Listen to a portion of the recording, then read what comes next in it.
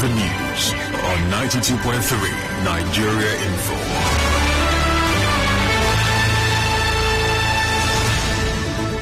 On the news this evening, Pandev kicks as President Buhari signs PIB into law. 4 dead as gunmen attack all workers in Imo State.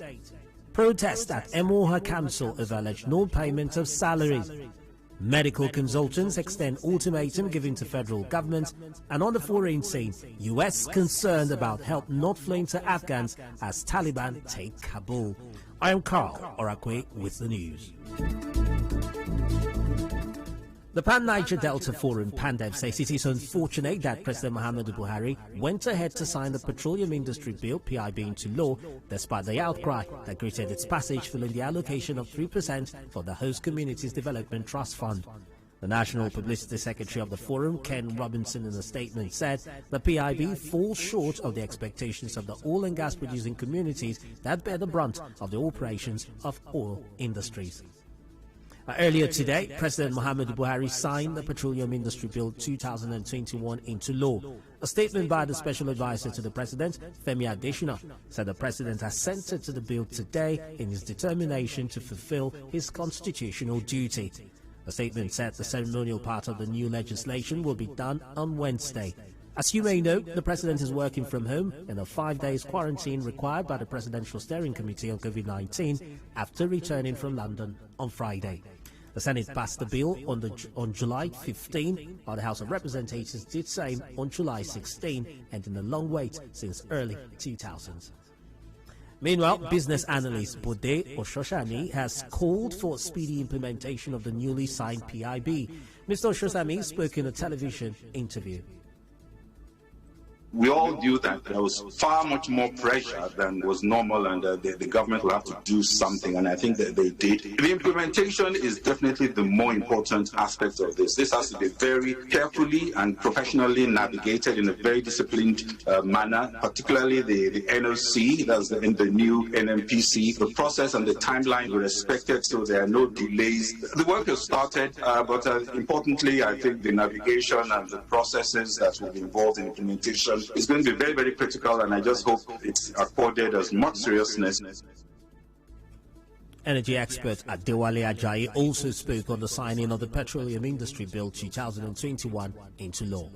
And so what the PIB has done is to ask companies to set up a fund, and they can then use from the fund to take care of environmental remediation as the case may be. And if the company doesn't spend the money, then the commission will take from that to take care of the environment. But you know, at the end of the day, it all boils down to implementation. It's all good and nice to have this provision in the bill, but then what do we do with the implementation? And I think that is where Nigeria, we found ourselves wanting. We need to implement, aggressive provisions of the bill and ensure that all oil companies set up the environment to take care of the environment. Moving on, there was protest at the gate of Emoha Council Secretariat today. Some people who say they are staff of the council barricaded the entrance of the council secretariat, protesting alleged non-payment of their 3-month salary. The protesters carried placards with inscriptions like, "Chidi Lloyd, pay us our salaries, we are not ghost workers," amongst others. So the protesters spoke to our correspondent.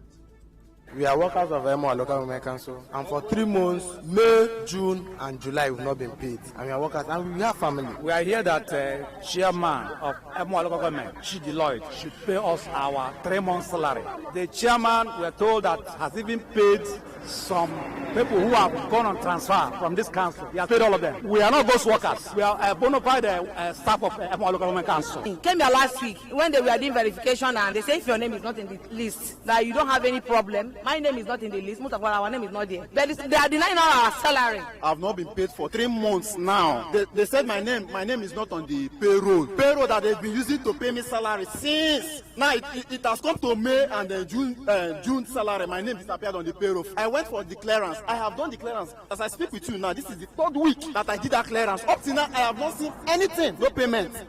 When contacted, the chairman of the council, Chidi Lloyd, said those protesting are not genuine staff of the council.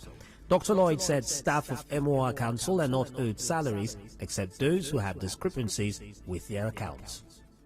The people you see there singing and drumming at the council gate are probably those ones that were smuggled into the nominal role by those who assisted them. But what they did not know is that those people didn't make them staff. If I'm chairman of council now, I have the capacity to say, okay, let me pay 200 people out of my benevolence. That does not make them council staff. Those are the people you see singing and drumming. We also have a help desk because we know that we could make mistakes, human error. So we have a help desk, to say, look, if you have any genuine complaint, come and make it, and we will attend to you. Did they say the money is in my house? The chairman of council cannot even stop anybody's salary because it takes 4 to tango in a local government administration. So have they heard from the HLGA? Have they heard from the treasurer? Have they heard from the HPM? So they go and start singing and drumming. No. Why will I be keeping anybody's salary? This staff have been paid. As you may know, or rather on the issue of the unrest in Ilele Alimini, Dr. Chidi Lloyd said normalcy has returned to the area. The incident last night in the Alimini, a fight ensued between a member of OSPAC and a non-OSPAC. Normal quarrel. The OSPAC boy went, what I'm told, regrouped his other members. They came and beat up the boy to stupor. They carried the boy to the hospital. His people learned that the boy had died. That was the initial report that came. They were now on impulse. They moved straight to the OSPAC office in Alimini and brought it down. In the ensuing melee, one OSPAC boy was caught with machete, and that led to his death in the wee hours of this morning. As early as 6 o'clock, I was in Alimini to forestall what would have been the worst carnage in the local government. I was able to appeal to all the parties, and we got the remains of the late boy to deposit at the mortuary. As you may know, a member of the disbanded OSPAC, John Amadi, was killed yesterday in Ilele Alimini community after the chairman of the CDC, Christian Chukwu, was nearly tortured to death by members of the disbanded OSPAC. In another development, an attack by gunmen at Asa community in Ohaji Egbema local government area of Imo State has left at least 4 workers of Lee Engineering Company dead. The oil workers were on their way to an oil plant, Asa community, when the gunmen opened fire on them, killing 4 and leaving many others severely injured. National President, Congress of Ohaji Youth, Emmanuel Ugoji, confirmed the incident and told the Punch newspaper that some community leaders and security agents, including himself, have visited the scene. Ugoji called on the government to beef up security in the area, as gunmen have been terrorizing the area in recent times. A Plateau State Commissioner for Information, Dan Mangyang, says the state is calm amidst a curfew imposed on Jos North, Basa and Jos South local government areas. This is following Saturday's attack on travellers along Rukuba Road in Jos North part of the state.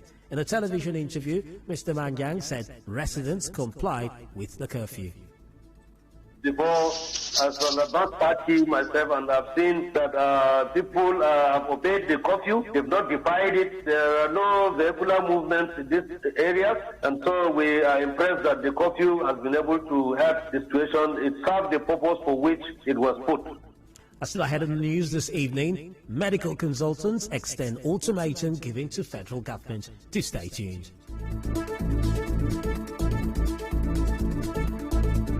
Democracy is the freedom of speech. Freedom of speech. Nigeria Info opens the mic.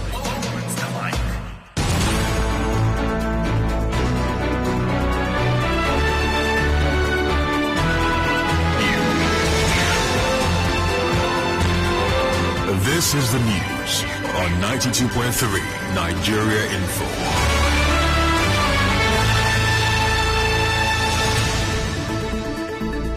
Welcome back. A lawyer in Port Harcourt, Chukwuemeka Ugochukwu, says that PDP is... I beg your pardon. A lawyer in Port Harcourt, Chi Ugochukwu, says the PDP is well within its right to sue governors Ben Ayade and Dave Umahi for leaving the party.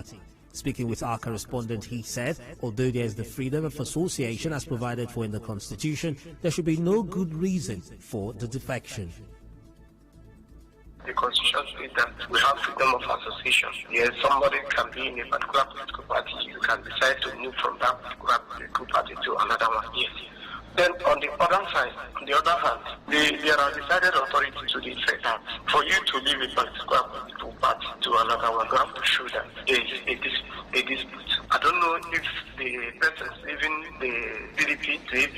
have shown that there are disputes in the party, but there is a dispute in the party. If one is to leave a particular political party, you have gotten something from that political party. You understand? You being a member of that political party, you've gotten things as a member of that political party. Now you want to leave that political party, you have to show that there is a dispute in that party. Also speaking, a political analyst, Emmanuel Irayanama, says the step by the PDP is needed to check activities of politicians. The two ordinarily are interested in constitutional issue to test the law. And the problem we've had throughout this period is that politicians decided to what they like, and nobody has wanted to test the law to finding out the true position of the law. So if they truly will mean it and do it, for me, it's going to be good for the entire political process. Even though it's funny that the PDP that is trying to do that, but they too have benefited from such movements. Governor Nyesom Wike of River State had said suing the defecting governors was not for them to return to the party, but to test the constitution of the country. A Medical and Dental Consultants Association of Nigeria, MDCAN, has extended the ultimatum given to the federal government to review their salary and other welfare issues. MDCAN chairman at UPTH, Chukwuemeka Agi, told correspondent Martha Okere that the association decided to give government some time to look into their demands. The Medical and Dental Consultants Association of Nigeria, UPTH branch, and all over Nigeria have decided to extend the ultimatum that was given to the federal government by a month.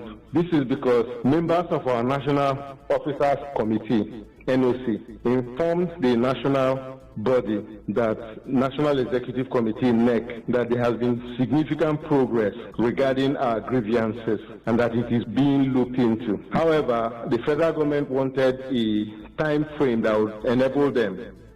In business news, the International Monetary Fund, IMF, says Nigeria's foreign liabilities stood at $187.36 billion, while the country's foreign assets amounted to $102.15 billion as of December 2020. From 2016, Nigeria's foreign liabilities jumped by 42.41% from $131.56 billion, while foreign assets rose by 13.67% from $89.87 billion. Foreign assets are the investment securities owned by the Nigerian government, companies or Nigerians in foreign countries, while foreign liabilities are assets owned by foreign governments, corporations and individuals in Nigeria. In entertainment news, Nollywood actress Doris Chima has died after a battle with cancer. The news of her death was confirmed by the chairman of the Actors Guild of Nigeria, Lagos chapter, Emeka Rising-Ibe. Before her death, Chima was a foundation member of AGN and former vice chairperson of Lagos AGN. Now in sports, Real Madrid have announced that goalkeeper Thibaut Courtois has extended his contract with the club. This was in a statement on the club's website today, which revealed that the 29-year-old will remain with the club till 2026. In foreign news, the United States ambassador to the United Nations, Linda Thomas-Greenfield, says the U.S. is concerned about help not flowing to the people of Afghanistan in need. At a UN session on Afghanistan today, she said President Joe Biden supports that all Afghans who wish to leave Kabul, given the crisis, must be able to pass freely, and every restriction will incur military consequences.